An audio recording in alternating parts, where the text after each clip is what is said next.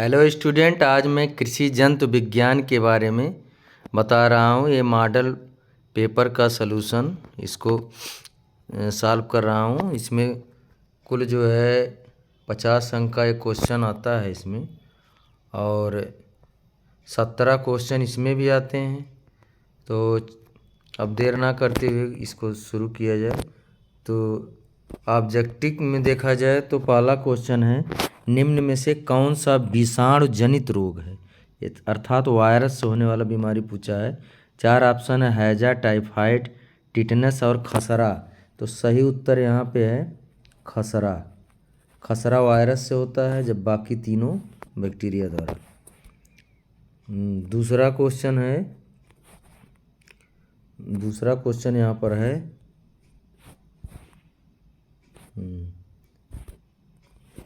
Ornithology में अध्ययन किया जाता है। 4 ऑप्शन है, पक्षी, सरीसृप, स्तनधारी, कंकाल। तो ऑर्निथोलॉजी में पक्षियों का अध्ययन किया जाता है।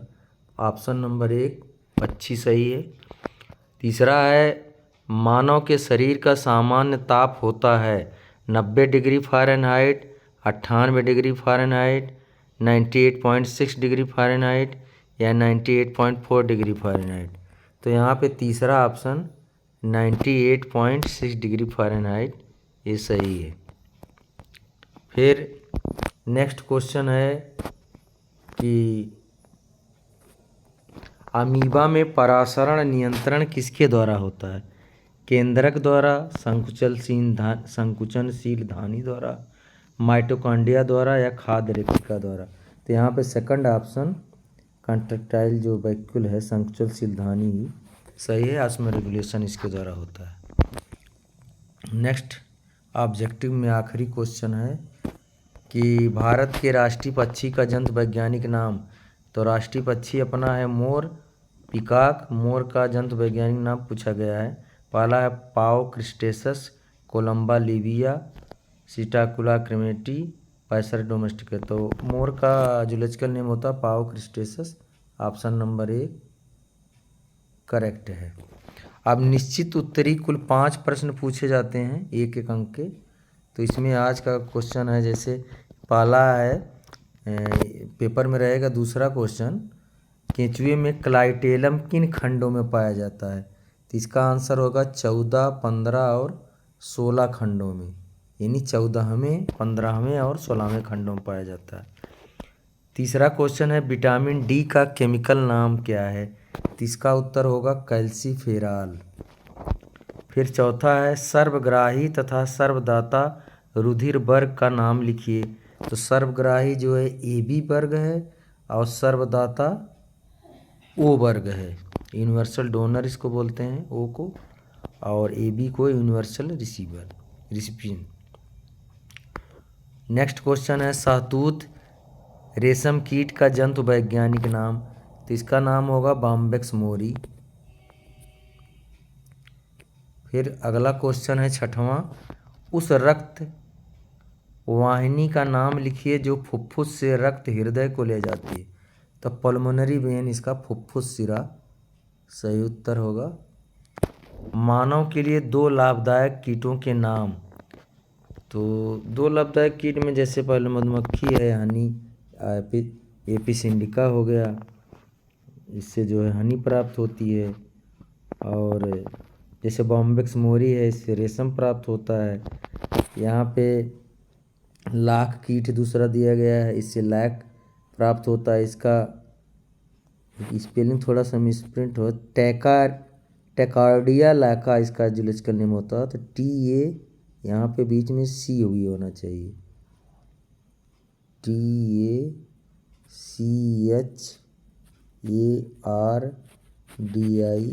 टेकार्डिया लाका, LACCA। लैक कीट का जूलॉजिकल नेम है, इससे जो लैक प्राप्त होता है। या आप लिख सकते हैं इसके जगह पे बॉम्बेक्स मोरी रेशम कीट, उससे रेशम प्राप्त होता है। अगला क्वेश्चन है कि खरगोश में कितनी जोड़ी कपाल तंत्रिका पाई जाती है, किन्हीं 2 का नाम। तो इसका आंसर है 12 जोड़ी, और नाम 2 लिखना। तो उसमें पहला बेगस और दूसरा आर्कटिक। समतापी जंतु किन दो वर्गों में रखे गए हैं? तो पक्षी वर्ग और स्तनधारी वर्ग, यानी एवीज और मेमेलिया इसका आंसर होगा। अगला 10वां क्वेश्चन है कि संघ आर्थ्रोपोडा के 4 विशिष्ट लक्षण लिखिए। अब ये 2-2 अंक के क्वेश्चन हो गए। ये इसमें जो है इसको अति लघु उत्तरी भी कहा गया है। इसमें संघ आर्थ्रोपोडा के लक्षण इस प्रकार से हैं। पहला है, संघ आर्थ्रोपोडा के जंतु जल थल वायु तीनों परिस्थितियों में पाए जाते हैं। इनका शरीर सिर, वक्ष तथा उदर में विभाजित होता है और चारों ओर काइटिन से बनी क्यूटिकल का वह कंकाल पाया जाता है। नेक्स्ट है, इनका शरीर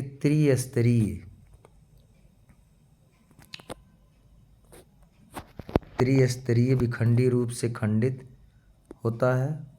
और चौथा है, इसमें सर्कुलेटरी सिस्टम या परिसंचरण तंत्र खुला होता है, ओपन प्रकार का होता है।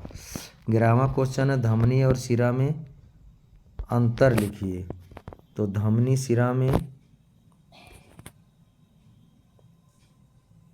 अंतर है। पहला, धमनी हृदय से रुधिर अंगों को ले जाती है और शिरा का दीवार जो है पतली और लचकदार होती है। ठीक है। और दूसरा, धमनी की दीवार मोटी और मांसल तथा मजबूत होती है। इसमें जो है इसको सुनिए, धमनी हृदय से रुधिर अंगों को ले जाती है। तो यहाँ आपको लिखना है शिरा जो है रुधिर अंगों से हृदय को वापस लाती है। फिर दूसरे में लिखेंगे, धमनी की दीवार मोटी मांसल मजबूत होती है, शिरा की दीवार पतली और लचकदार होती है। ये क्रम थोड़ा यहाँ पे गड़बड़ हो गया है, ये पहला हो गया, ये दूसरा क्रम। धमनी में कपाट नहीं पाए जाते हैं, तीसरा, और शिरा में कपाट पाए जाते हैं। नेक्स्ट, चौथा अंतर है कि फुफ्फुस धमनी को छोड़कर सभी में शुद्ध रक्त बहता है। इसमें लिखेंगे, शिरा में फुफ्फुस शिरा को छोड़कर सभी में अशुद्ध रुधिर बहता है। अब 4-4 अंक के 3 जो है लघु उत्तरी प्रश्न पूछे जाते हैं। इसमें पहला यानी 12वां क्वेश्चन है, निम्न का वर्गीकरण कीजिए तथा 4-4 लक्षण लिखिए। पहला केंचुआ है और दूसरा खरगोश। तो सबसे पहले केंचुए का वर्गीकरण करने के लिए, जैसे kingdom Animalia, phylum Annelida, class Oligochaeta, order Haplotaxida और जीनस फेरेटिमा और स्पेसीज पोस्थुमा, और इसका जूलॉजिकल नेम हो जाएगा फेरेटिमा पोस्थुमा। यहाँ पे एच नहीं होना चाहिए, पोस्थुमा केवल, और जूलॉजिकल नेम फेरेटिमा पोस्थुमा। तो इस प्रकार एक केंचुए का वर्गीकरण हो गया। अब इसका लक्षण अगर लिखना हो तो क्या लिखेंगे? पहला है, ये जंतु नम भूमि के अंदर 8 से 10 फीट तक सुरंग बनाकर रहते हैं। दूसरा, शरीर इनका लंबा बेलनाकार 100 से 120 खंडों में बटा होता है। तीसरा, 5वें, 6वें, 6वें, 7वें, 7वें, 8वें तथा 8वें, 9वें खंडों में एक एक जोड़ा शुक्रधानियों के छिद्र पाए जाते हैं। चौथा, ये उभयलिंगी जंतु है, इसमें क्रॉस फर्टिलाइजेशन होता है। अब दूसरा क्लासिफिकेशन है खरगोश का। तो इसमें kingdom Animalia, phylum Chordata, class Mammalia, order Lagomorpha, genus Oryctolagus, species cuniculus, zoological name Oryctolagus cuniculus. अब इसका लक्षण अगर आप लिखेंगे तो लक्षण में क्या होगा? पहला लक्षण है, खरगोश संसार के लगभग सभी देशों में पाए जाने वाला एक डरपोक किस्म का प्राणी है। यह संध्याचारी जंतु है। इसकी लंबाई 30 से 40 सेंटीमीटर या मटमैले रंग का होता है। भूमि के अंदर सुरंग अथवा बिल बनाकर रहता है। मादा एक समय में 5-7 बच्चे देती थी, जो 6 माह बाद जनन आरंभ कर देते हैं। अब जो है नेक्स्ट कीट इसमें मतलब लघु उत्तरी में 13वां क्वेश्चन है, रेशम कीट का जीवन वृंत का सचित्र वर्णन यहाँ होना चाहिए, सचित्र वर्णन कीजिए। तो रेशम कीट का जीवन चक्र लिखने के लिए पहला जैसे मैथुन और निषेचन। रेशम कीट अधिक गर्म तथा नमी वाले दिनों में अर्थात जून जुलाई में प्रौढ़ मादा कीट मैथुन करते हैं और नर द्वारा मादा के शरीर में छोड़े गए शुक्राणु अंडों का फर्टिलाइजेशन यानी निषेचन करते हैं। एग लेइंग या अंडरोपण। मादा रेशम कीट निषेचन के कुछ ही समय बाद शहतूत की पत्तियों के अपाच या निचले तल पर एक बार में लगभग 300 अंडे देती है। मादा इन अंडों को एक लसदार तरल द्वारा चिपकाकर तथा ढककर रखती है। अंडे सरसों के बीज जैसे हल्के पीले तथा चिकने होते हैं और बाद में गहरे रंग के हो जाते हैं। उचित तापक्रम पर लगभग 10 दिन के बाद प्रत्येक अंडे से एक लार्वा निकलता है। अंडा देने के बाद मादा भोजन इत्यादि नहीं लेती तथा 4-5 दिनों में ये मर जाती है। इसके बाद हैचिंग। हैचिंग जो है अंडे से लगभग 10 दिन बाद एक नन्हा सा लार्वा निकलता है जिसे कैटरपिलर कहते हैं। यह सफ़ेद रंग की अतिक्रियाशील अवस्था होती है कैटरपिलर की, जो 6 सेंटीमीटर लंबाई, शरीर इनका 13 खंडों में बटा, सिर पर मुख उपांग मैंडबुल युक्त, जिससे ये शहतूत की पत्तियों को तीव्रता से खाते हैं और जीवन में 4 बार ये मोल्टिंग या निर्मोचन करते हैं तथा 1 माह में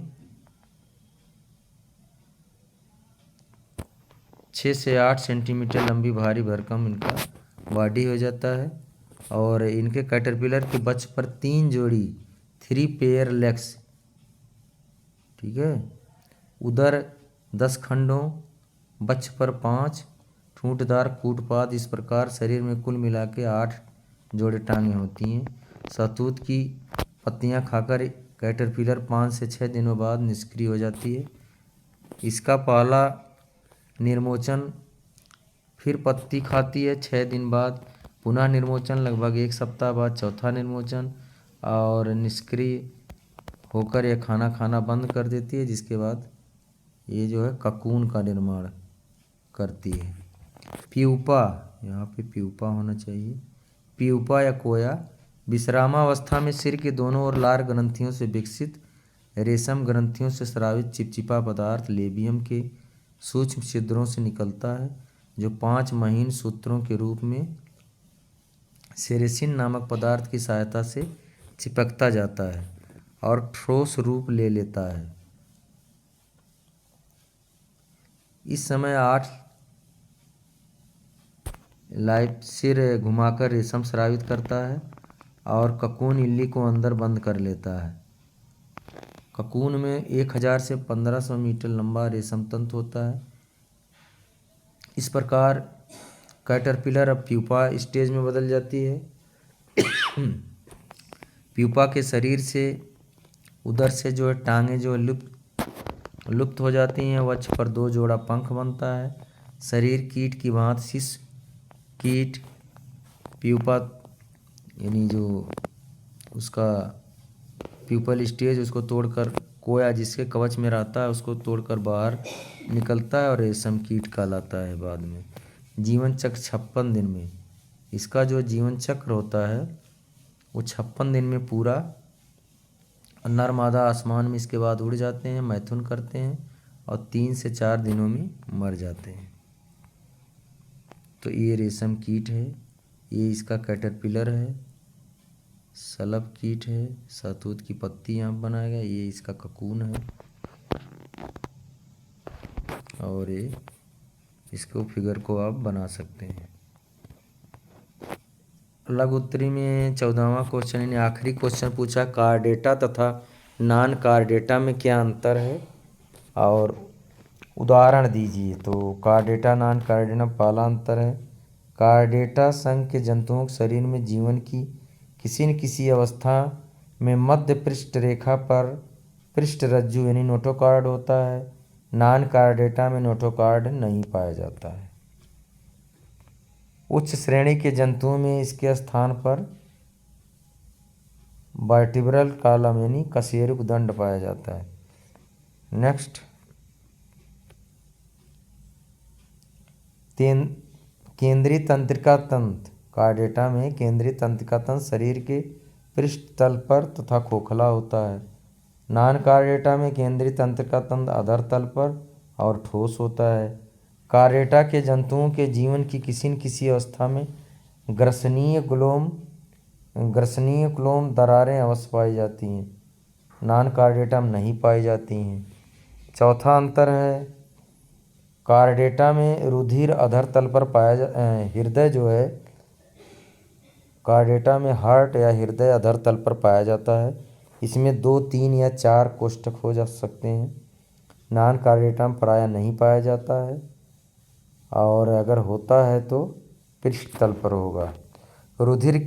कार्डेटा में रुधिर की आरबीसी में हीमोग्लोबिन होता है और इसमें हीमोग्लोबिन नहीं होता है, जो प्लाज्मा में घुली अवस्था में होता है। और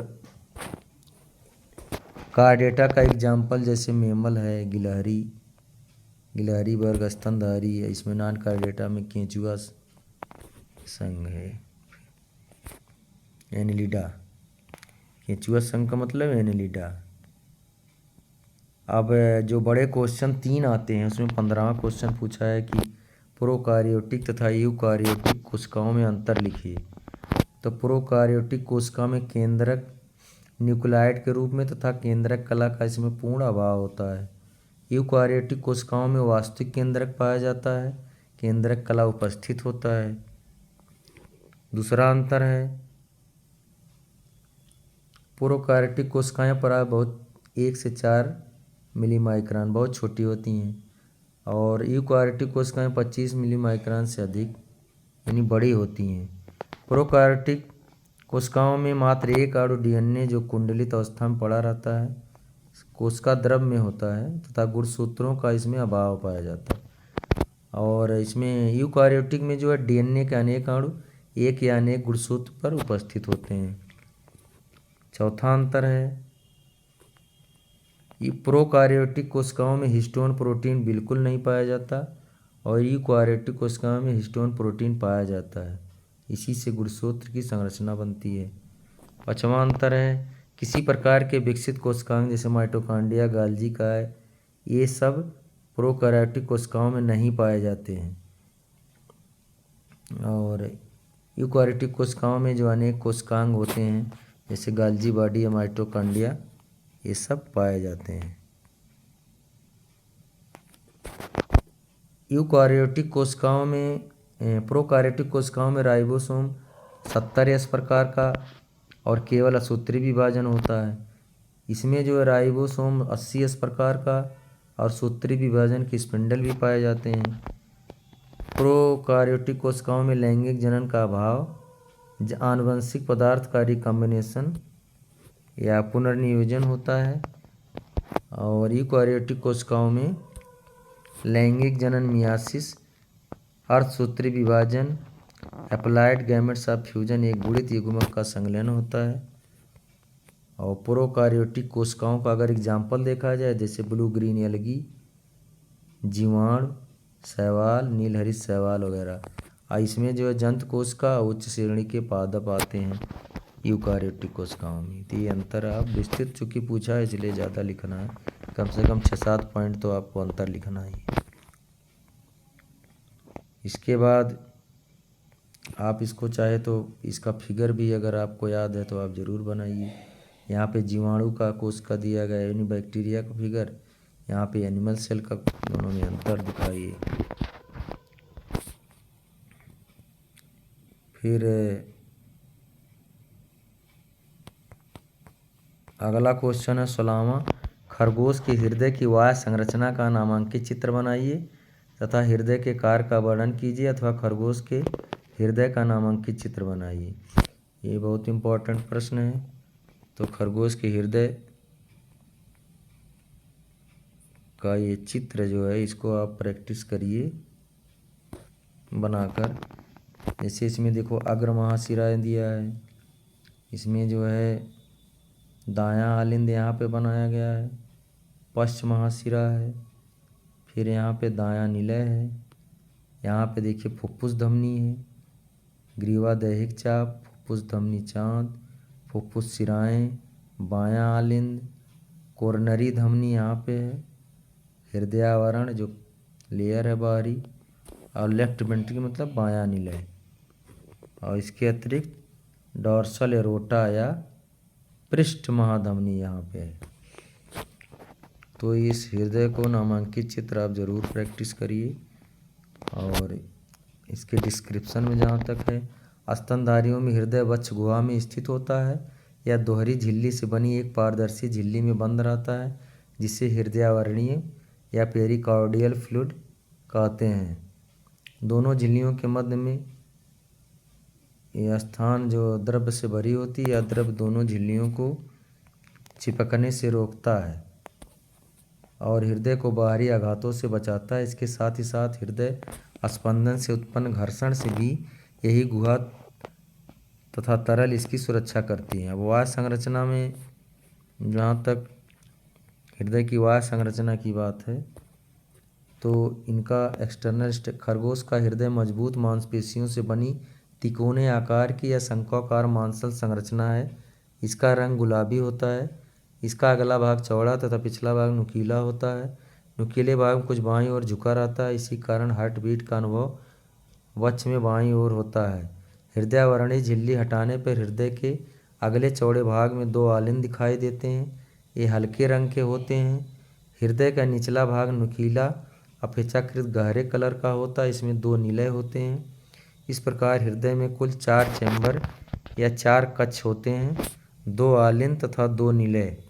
आलिंद तथा निलय के मध्य की विभाजन रेखा एक खांच यानी कोरोनरी सकुलस के रूप में स्पष्ट दिखाई देती है। एक खांच के द्वारा दिखाई देती है। निलय आलिंदों से अपेक्षाकृत काफ़ी बड़े होते हैं। 2 निलयों के मध्य भी एक तिरछी विभाजन रेखा अंतरा निलय, जिसको इंटरवेंट्रिकुलर सकुलस भी कहते हैं, इंटरवेंट्रिकुलर सल्कस के रूप में स्पष्ट होती है, किंतु पश्च सिरे तक नहीं पहुंचती है। खरगोश में 4 पूर्ण बेस में यानी कक्ष बेस में होने के कारण पल्मोनरी तथा कैरोटिक सिस्टोने चापें क्रमशः दाहिने और बाएं निलय से अलग अलग निकलती हैं। दोनों अग्र तथा पश्च महाशिरा दाहिने आलिंद में सीधे खुलती हैं। इसी प्रकार फेफड़ों से रुधिर लाने वाली पल्मोनरी शिरा सीधे बाएं आलिंद में खुलती है। कार्य, अब इसका कार्य जो है, हृदय स्पंदन एक पेशीजनक यानी मायोजेनिक क्रिया होती है। हृदय एक सेंट्रल पंपिंग स्टेशन की भांति जीवन भर बिना थके एक नियमित गति से धमनियों में रुधिर पंप करता है। हृदय के इस नियमित और क्रमिक संकुचन को हृदय का स्पंदन कहते हैं, जिसे हार्ट बीट भी कहते हैं।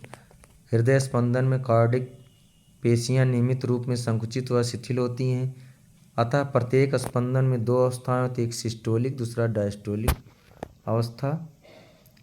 और प्रकुंचन प्रसारण हृदय में पहले आलिंद सिकुड़ते हैं, बाद में यह क्रियाएं निश्चित क्रम में चलती रहती हैं।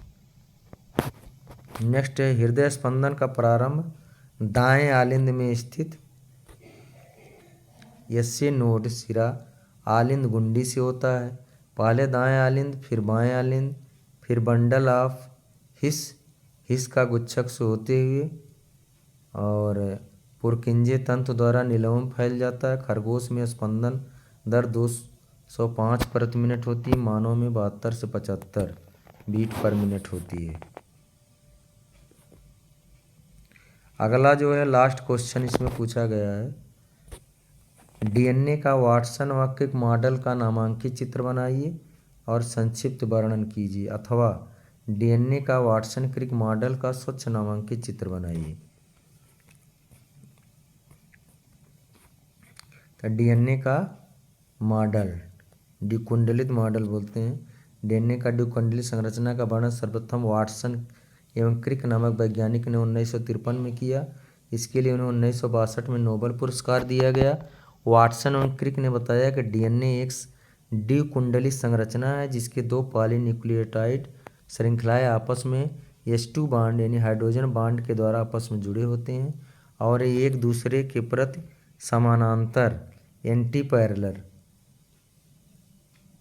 दिशाओं में रहती हैं। प्रत्येक श्रृंखला में शुगर तथा फास्फोरिक अम्ल वाय संरचना का निर्माण करते हैं। डीएनए की दोनों श्रृंखलाओं के मध्य का व्यास 20 एंगस्ट्राम जबकि एक कुंडल की मोटाई 34 एंगस्ट्राम होती है। एक कुंडल के अंदर 10 जोड़े न्यूक्लियोटाइड होते हैं और दो निकटवर्ती बेस पेयर के मध्य की दूरी 3.4 एंगस्ट्राम होती है। ये बहुत इम्पोर्टेंट है। 3.4 दो निकटवर्ती क्षार युग्मों यानी बेस पेयर की दूरी बीच की दूरी 3.4 एंगस्ट्राम होती है जबकि कुंडल की मोटाई 34 एंगस्ट्राम होती है और दोनों श्रृंखलाओं के मध्य का व्यास 20 एंगस्ट्राम होता है। डीएनए में शर्करा तथा फास्फेट और समान अनुपात में पाए जाते हैं। नाइट्रोजन बेस क्षार विशेष युग्मों में सीढ़ी के पगडंडों के समान परस्पर हाइड्रोजन बांड से जुड़े रहते हैं।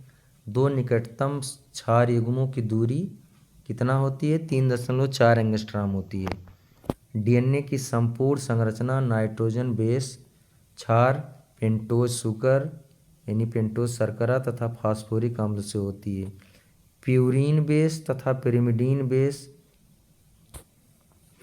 प्यूरीन में एडेनिन तथा ग्वानिन। प्यूरीन में क्या होता है? एक तो एडेनिन होता है दूसरा ग्वानिन।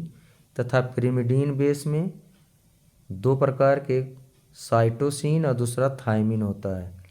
ये बेस पेयर पाए जाते हैं। थाइमिन इन युग्मों में प्यूरीन बेस एडेनिन और पिरिमिडीन क्षारक थाइमिन से तथा ग्वानिन प्रकार का प्यूरीन क्षारक साइटोसिन से यानी इसको हम एटीजीसी एटी और जीसी ठीक है। एडेनिन थाइमिन ग्वानिन साइटोसिन के साथ एक पेयर बनाते हैं जुड़कर एक इसका जो है एक भाग बनाता है कुंडल का एक बना। अन्य किसी प्रकार का युग्म इसमें संभव नहीं। एटीजीसी इस एटी और दूसरा है जीसी। एटी मतलब एडेनिन थाइमिन और जीसी मतलब ग्वानिन और साइटोसिन का पेयर। तो इस प्रकार श्रृंखला का एक क्षारक क्रम दूसरी श्रृंखला का पूरक होता है। जैसे एटीजीसी तो दूसरी श्रृंखला में ए के सामने टी और टी के सामने ए, जी के सामने सी तथा सी के सामने जी होंगे। एटीसीजी एडेनिन थाइमिन साइटोसिन ग्वानिन। अब यहाँ पे आपको एक चीज़ और है, हाँ, एटीजीसी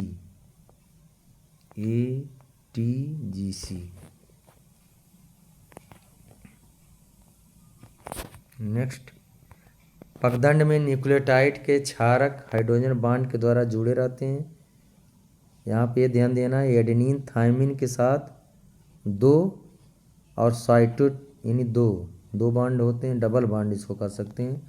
और साइटोसिन ग्वानिन के साथ 3 हाइड्रोजन बांड द्वारा जुड़ा होता है। क्षारकों का एक निश्चित क्रम होता है और इसका एक केमिकल टर्मिनोलॉजी यानी शब्दावली बनता है जिसे से जो है आनुवांशिक लक्षणों की स्थापना होती है। और यहाँ पे डीएनए का जो डबल कुंडलित मॉडल है इसका आप फिगर भी प्रैक्टिस कर सकते हैं।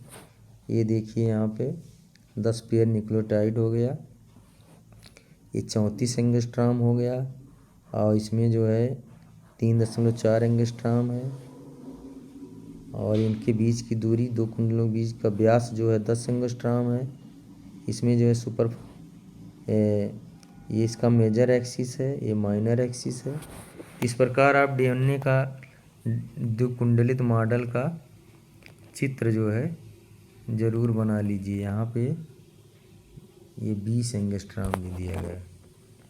तो हम ये आशा करते हैं कि ये मॉडल पर पेपर जो है आने वाली परीक्षा में आपके लिए काफ़ी महत्वपूर्ण होगा।